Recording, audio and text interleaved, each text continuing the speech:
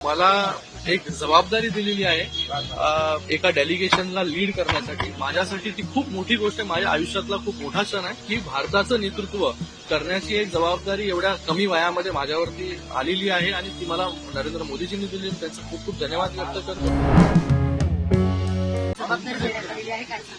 मी सर्वप्रथम तर देशाचे प्रधानमंत्री नरेंद्र मोदीजी धन्यवाद व्यक्त करतो की त्यांनी मला एक जबाबदारी दिलेली आहे एका डेलिगेशनला लीड करण्यासाठी. माझ्यासाठी ती खूप मोठी गोष्ट आहे. माझ्या आयुष्यातला खूप मोठा क्षण आहे की भारताचं नेतृत्व करण्याची एक जबाबदारी एवढ्या कमी वयामध्ये माझ्यावरती आलेली आहे आणि ती मला नरेंद्र मोदीजींनी दिली आणि त्यांचे खूप खूप धन्यवाद व्यक्त करतो. आणि अशा या जबाबदारीतून आपल्या देशाचं पॉइंट ऑफ व्ह्यू काय, आपल्या देशाचं टेररिझमच्या अगेन्स्ट मधलं स्टँड काय आहे, झिरो टॉलरन्स अगेन्स्ट टेररिझम हा जो स्टँड आहे हा बाकी देशांच्या पुढे जाऊन मांडण्याचा एक संधी आज देशाने दिलेली आहे.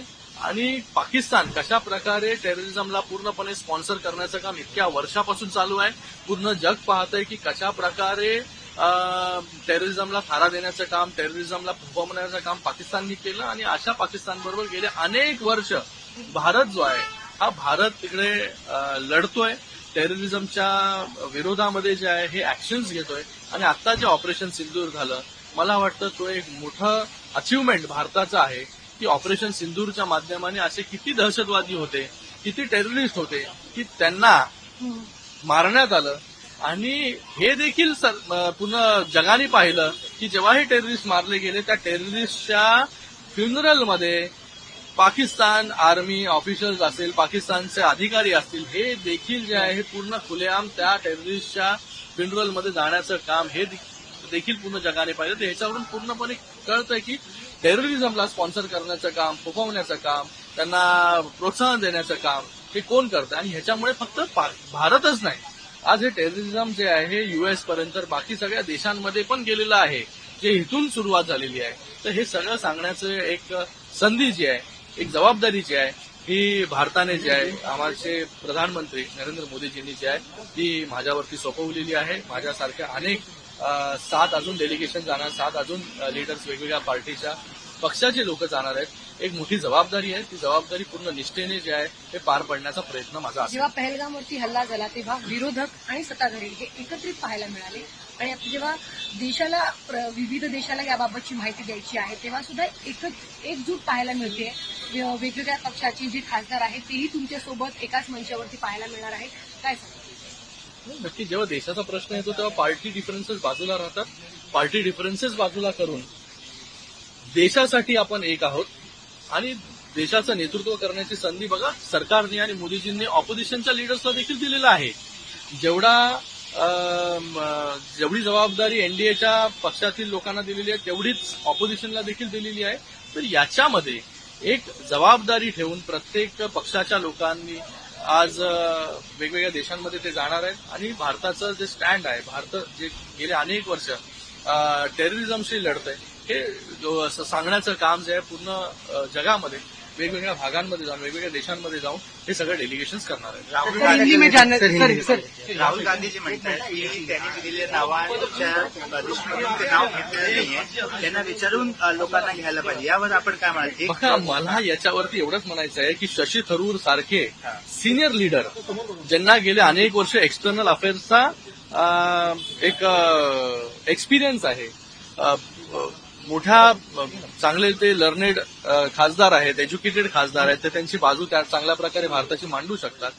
मग त्यांना त्यांच्या मेंबर ऑफ पार्लमेंटवरती विश्वास नाही का, याचा अर्थ असा होतो. आणि मला वाटतं इथे आपल्या भारताची बाजू मांडायची, तर त्याच्यामध्ये काँग्रेसमधून शशी थरूर यांना निवडलं गेलं. मला वाटतं ही गोष्ट मोठी आहे. सर, कशा पद्धतीने आपण तयारी केलेली आहे, पुरावे घेऊन जाणार आहेत आपण? बघा, मला वाटतं आता जास्त डिटेल्स आमच्याकडे नाहीयेत. आम्हाला आता सांगितलेलं आहे की तुम्हाला एक एक डेलिगेशन लीड करायचंय आणि नंतर ब्रीफिंग होईल, एमईए कडून होईल, होम मिनिस्ट्रीकडून होईल, डिफेन्स मिनिस्ट्रीकडून सगळ्या ब्रीफिंग झाल्यानंतर जे आहे काय स्टँड, कशा प्रकारे तिथे स्टँड घ्यायचंय, त्या सगळ्या गोष्टी ज्या आहेत त्या बाबतीत ज्या ते क्लिअर होतील. सर, डेलीगेशन जो है 5-5 लोगों का शायद डेलीगेशन होगा, टोटल 8 समिति होगी. किस तरीके से आपने तैयारी कर रखी थी कि जाके भारत को रिप्रेजेंटेट करना है, जिस तरीके से पाकिस्तान लगातार हमारे ऊपर हमला हो रहा है? कितना क्या क्या होगा? देखो आज एक बड़ी जिम्मेदारी 7 डेलीगेशंस पर भारत सरकार ने हमारे प्रधानमंत्री मोदी जी ने दी है। इसके अंदर सर्वपक्षीय नेता इन्वॉल्व है।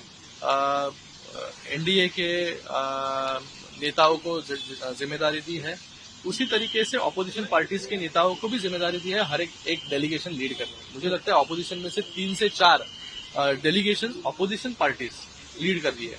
तो ऐसे परिस्थिति में यहाँ पर पार्टी डिफरेंस बाजू में रखकर हम भारत के लिए, देश के लिए सभी लोग एक है, एक साथ हम लोग लड़ रहे हैं और एक साथ भारत का पक्ष रखने का काम पूरे दुनिया के सामने हम लोग करेंगे, अलग अलग देशों के सामने हम लोग करेंगे।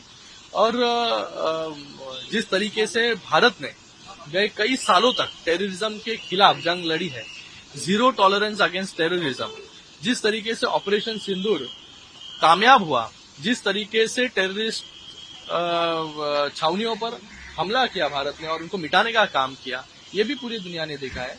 तो हमारा स्टैंड जिस प्रकार से, हम जिस तरीके से पाकिस्तान टेररिज्म को स्पॉन्सर कर रहा है उसके खिलाफ हम कैसे लड़ रहे हैं, और ये टेररिज्म सिर्फ हिंदुस्तान तक सीमित नहीं है, ये आजू बाजू के देशों में भी जो है टेररिज्म यहाँ से जा रहा है, ये भी बताने का काम हम लोग पूरे दुनिया को करेंगे। एक बहुत बड़ा मुद्दा ये है कि जैसे पाकिस्तान को हमेशा तुर्की हो, चाइना हो, ये मदद करते रहते हैं। ये भी मुद्दा है जो अंतर्राष्ट्रीय मंच पे शायद रखने की जरूरत है। देखो जिस तरीके से आज भारत आगे बढ़ रहा है, आज 3rd लार्जेस्ट इकोनॉमी बनने भारत जा रहा है, तो इसके वजह से जो आजू बाजू की जो देश है उनको इनसिक्योर फील होना जायज है।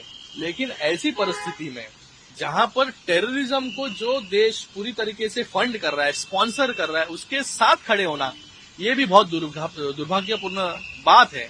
तो मुझे लगता है ये जो बड़े बड़े देश हैं उनको भारत से इनसिक्योर होने की जरूरत नहीं है, और इनको इनडायरेक्टली जो टेररिज्म को स्पॉन्सर कर रहे हैं उनको मदद करने की जो एक आज हरकत कर रहे हैं, उसकी वजह से आने वाले समय में जिस तरीके से भारत को तकलीफ हो रही है उसी तरीके से इन देशों को भी ये टेररिज्म की वजह से तकलीफ होने वाली, ये भी इन देशों को समझ जाना चाहिए। हम एक देख रहे हैं कि कांग्रेस जो है शशि थरूर का नाम सामने आया, पहले रखा हुआ, अब देख रहे हैं कि जो लिस्ट आ रही है शशि थरूर का नाम गायब है। ये पॉलिटिक्स है या पार्टी कहाँ क्या किसी को भी भेजे? नहीं, देखो मुझे लगता है कि आज हर एक पार्टी में से केंद्र सरकार ने कुछ नाम चिन्हित किए हैं। उसके अंदर शशि थरूर जी का भी नाम है कांग्रेस से, सुप्रिया सुले जी है एनसीपी से, कनिमोई जी है डीएमके से। तो ऑपोजिशन यहाँ पर हमने कभी सोचा नहीं कि ये खाली यहाँ पर जो हम डेलीगेशन भेजेंगे वो सिर्फ एनडीए का होगा या सत्ता पक्ष का होगा। यहाँ पर ऑपोजिशन को भी एक रिस्पॉन्सिबिलिटी दी गई है, क्योंकि ऐसी परिस्थिति में जहां पर टेररिज्म के खिलाफ हम लोग लड़ रहे हैं तभी पूरे देश में एकता है, सभी पार्टियां एक साथ इस टेररिज्म के खिलाफ खड़ी है, ये दिखाने का काम भारत कर रहा है। अलग अलग देशों में जाने की रिस्पॉन्सिबिलिटी हर एक डेलीगेशन की लीडर को दी है। इनके साथ 5 से 6 एमपीज रहेंगे और कुछ समय बाद ये पता चलेगा फाइनली कि कौन से देश ने इन सभी डेलीगेशंस को जाना है।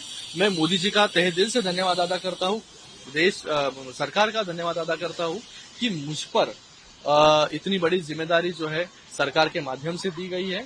एक मैं खुद को भाग्यशाली समझता हूँ कि इतनी बड़ी अपॉर्चुनिटी जो है, जिम्मेदारी जो है इतनी कम उम्र में मुझे मिली है, तो उसको पूरी निष्ठा से निभाने की कोशिश मैं करूंगा।